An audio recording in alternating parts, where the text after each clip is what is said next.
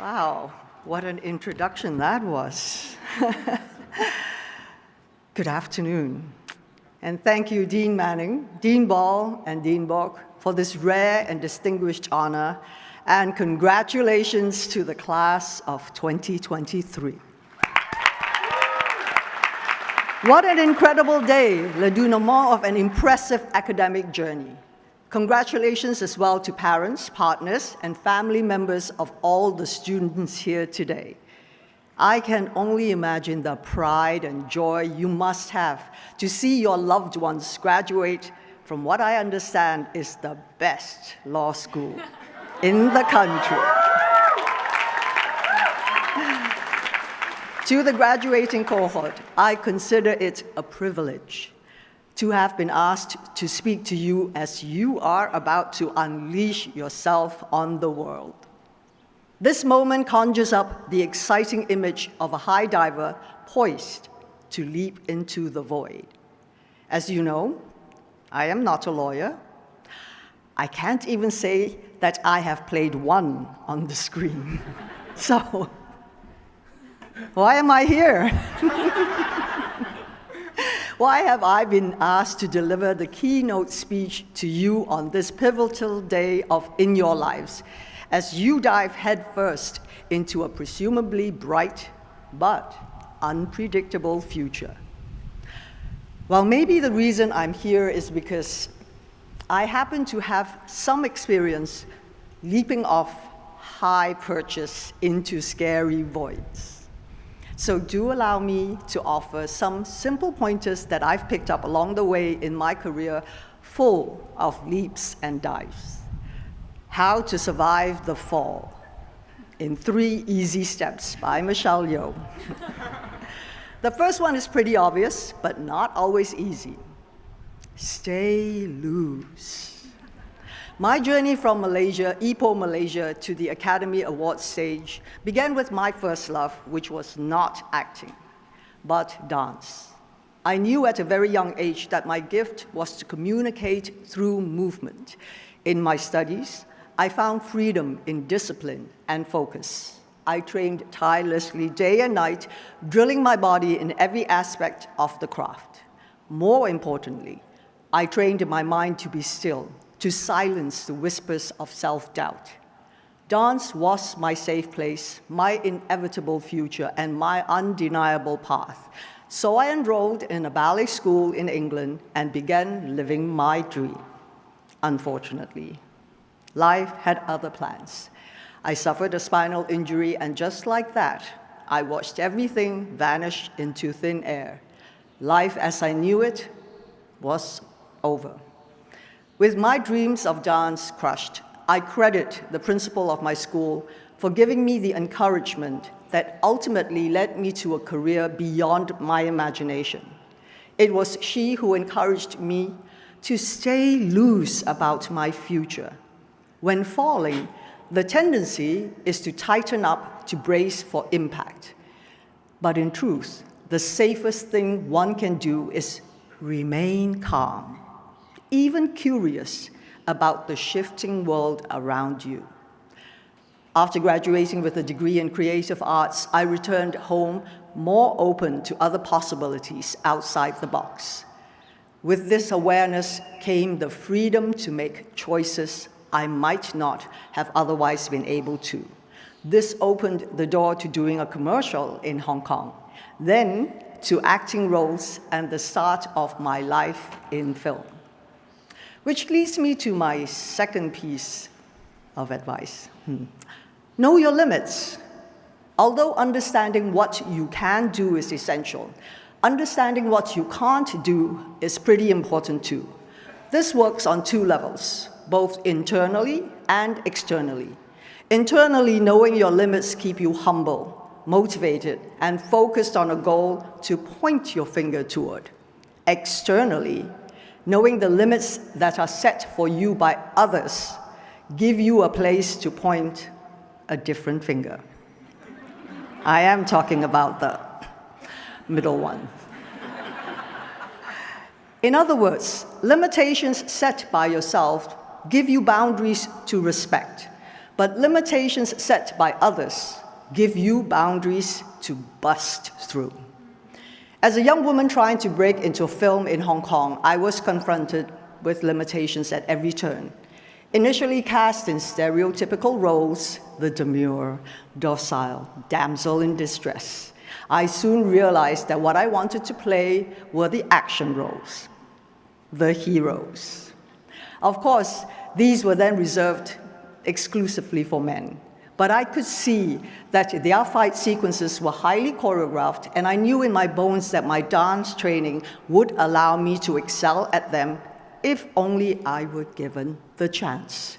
So I went to my producer and said, I did say, please, I want an action role. I was prepared to do everything the men were doing, the choreography, the stunts, taking the blows, the wire work, all of it. What? Like it's hard?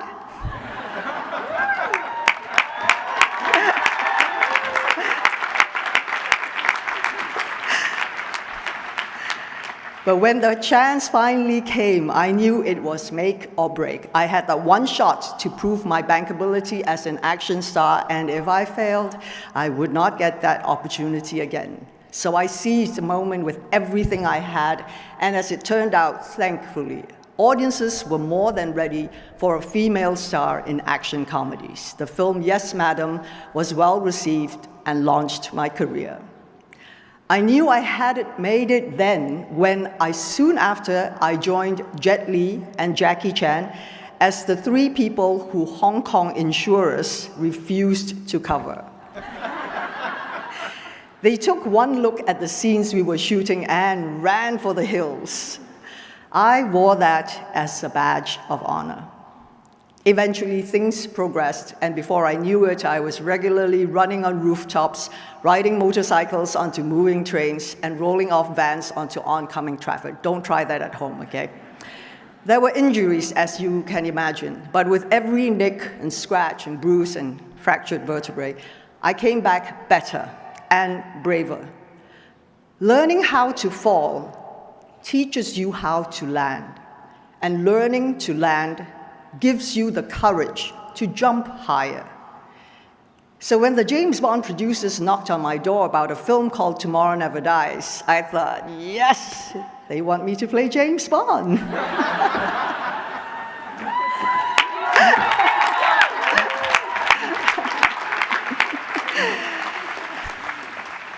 I was fortunate that the producers Barbara Broccoli and Michael G. Wilson had a substantial role in mine in the character of Wei Lin, a formidable agent who was always one step off her adversaries and equal to Bond.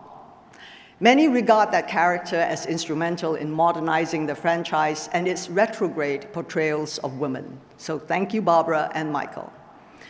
Although offers came in after the Bond movie, I waited 2 years for the proper role, rejecting scripts that lacked nuance or depth in their character.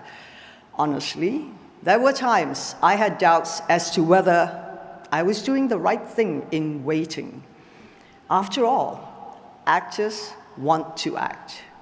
However, I knew I would not be happy unless I continued to seek out roles that allowed me and like-minded creatives to dig deeper and reflect three-dimensional humanity on stage. And that was Crouching Tiger, Hidden Dragon.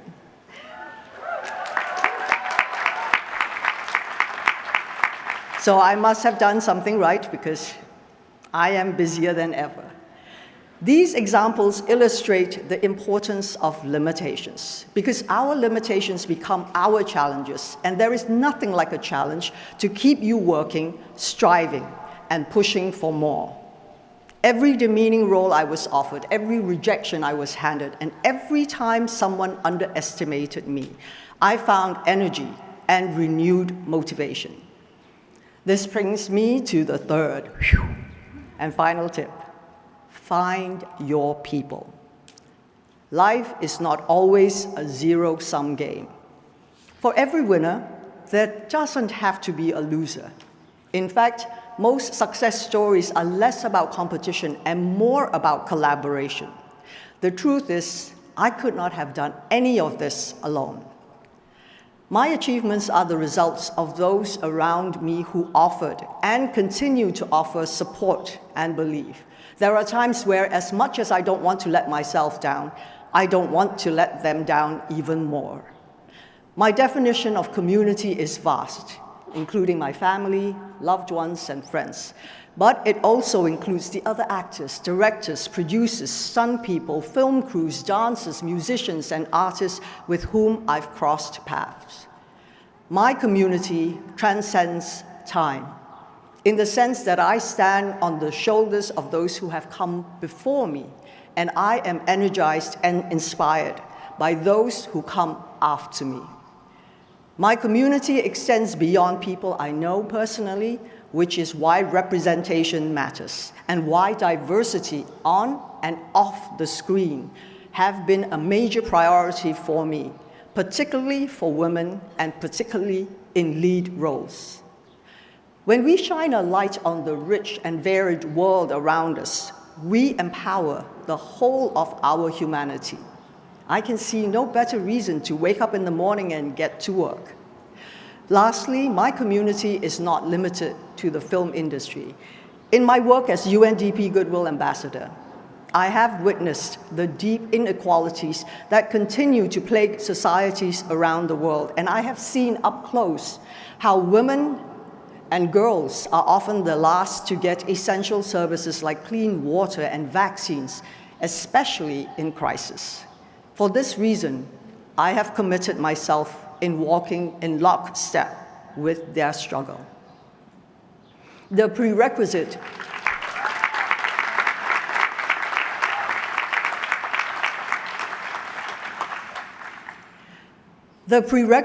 to change is empathy. Seeing through other people's perspective activates our compassion, which becomes the driving force for real-world demonstrable action. Compassion is the ultimate superpower within us.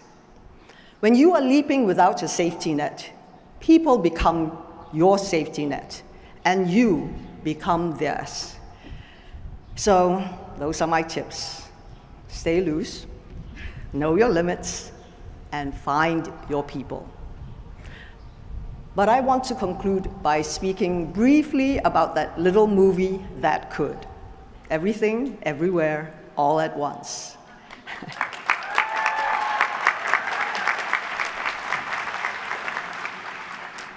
This was a film that in many ways brings together all the insights I have shared with you today.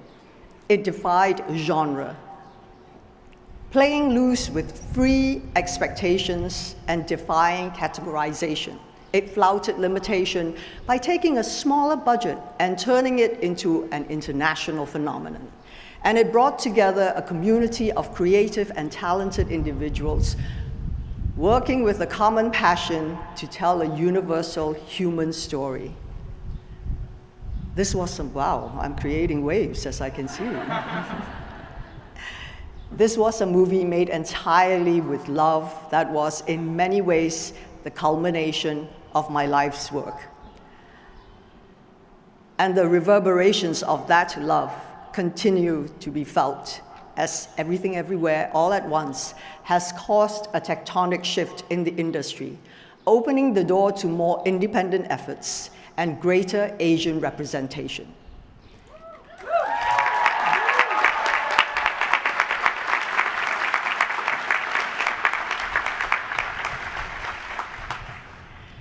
When I think of a glorious leap into an unknown void, I think of that movie. So class of 2023, this is my offering to you. Today you graduate, and today you leap. Stay loose, be smart, and go with love. And then leap again, and leap again. I look forward to living in the world you'll all help build, and I am honored to have been one small voice at the beginning of your journey. Thank you all, and I wish you every success. Happy graduation.